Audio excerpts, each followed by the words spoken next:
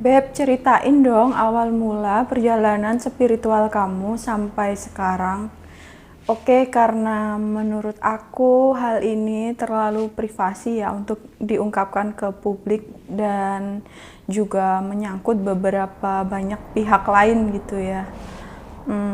Dan aku juga udah berbahagia dengan kehidupanku yang sekarang. So, yang lalu biarlah berlalu. Jadi kali ini aku bakalan jelasin tahap-tahap atau fase kebangkitan spiritual sesuai dengan pengalaman aku ya. Oke, langsung aja. Jadi di tahap yang pertama ini, kamu akan mengalami titik terendah di dalam hidupmu. Jadi misalnya nih, kalian waktu mau tidur, pasang alarm. Nah, waktu alarm kalian bunyi, pasti kalian kaget kan? Pada tahapan pertama ini, kalian itu akan merasa kayak suatu hal itu terjadi secara tiba-tiba gitu, tanpa diprediksi. Jadi tuh kalian tuh kaget. Misalnya kalian mengalami suatu kehilangan, perceraian, musibah, atau suatu penyakit, dan hal tersebut membuat kalian benar-benar terpuruk. Jadi kalian itu akan merasa linglung dan nggak tahu mesti ngapain pada fase ini. Oke, pada tahapan selanjutnya, kalian akan mulai mendapatkan suatu pencerahan dan kalian akan mulai memahami arti dari apa permasalahan yang sedang kalian alami. Dan tingkat kesadaranmu akan mulai naik. Di sini kamu akan tiba-tiba menyadari apa yang menjadi kelebihan pada dirimu. Misalnya, intuisimu semakin kuat, tiba-tiba pengen belajar manifest, loa, nonton tarot. Dan pada tahap ini, intinya kalian itu sudah mengalami kebangkitan spiritual karena sudah mempelajari hal-hal yang tidak pada umumnya gitu ya gengs. Pada tahap ini hanya terjadi beberapa waktu saja tergantung masing-masing orangnya karena hanya mendapatkan clue atau kisi-kisi, jadi hanya sekilas-kilas gitu ya gengs. So pada tahap ini kalian jangan buru-buru senang dulu ya kan, masih ada tahap-tahap selanjutnya. Next, the dark night of the soul, fase kegelapan jiwa.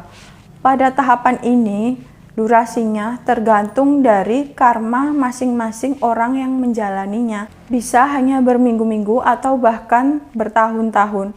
Kamu pernah dengar nggak sih ada orang yang mengalami permasalahan yang itu-itu aja dan bulat di situ-situ aja.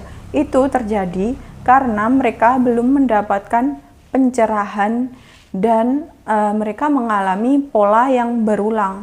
Dan pada tahapan ini ada yang bisa menjadi gila karena tidak bisa keluar dari pola-pola yang berulang tersebut. Cara untuk memutus atau keluar dari pola-pola yang berulang, kalian bisa lebih mendekatkan diri kepada Yang Maha Kuasa, atau next kita bahas di konten yang selanjutnya ya. Oke, tahapan selanjutnya adalah kamu akan mendapatkan pencerahan dan vibrasi kamu mulai naik. Pada tahapan ini bisa disebut grounding, dan orang-orang yang sudah tidak satu vibrasi dengan kita akan mulai mental atau terhempas ya guys. Jadi bisa kita yang menjauhi atau kita yang dijauhi gitu ya. Jadi kita itu akan menarik orang-orang yang hanya satu vibrasi dan sefrekuensi dengan kita. Pada tahapan ini tiba-tiba banyak yang minta saran, curhat, manifest lebih cepat, dan menarik orang-orang yang positif.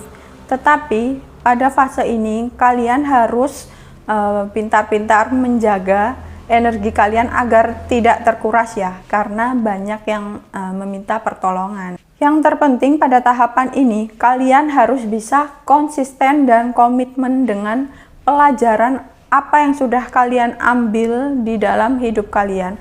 Karena jika tidak diterapkan dan tidak komitmen, kalian bisa kembali lagi ke fase the dark night of the soul, ya gengs. Nah, pastinya kalian juga nggak mau kan remedi.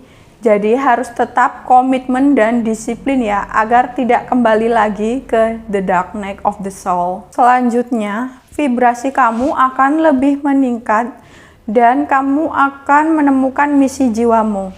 Pada tahap ini, kamu ingin bekerja atau melakukan suatu hal yang tidak hanya berguna untukmu, tetapi juga bermanfaat dan berguna untuk banyak orang gitu ya. Jadi misinya bukan hanya sekedar uang, dan pada tahapan ini kamu sudah tidak ada lagi rasa iri, dengki, ataupun dendam terhadap orang lain karena kamu sudah berdamai dengan dirimu sendiri. Karena jiwa sejati itu vibrasinya cinta, dan jika kamu masih ada rasa iri, dengki, ataupun dendam terhadap orang lain, artinya kamu belum sampai pada tahapan ini.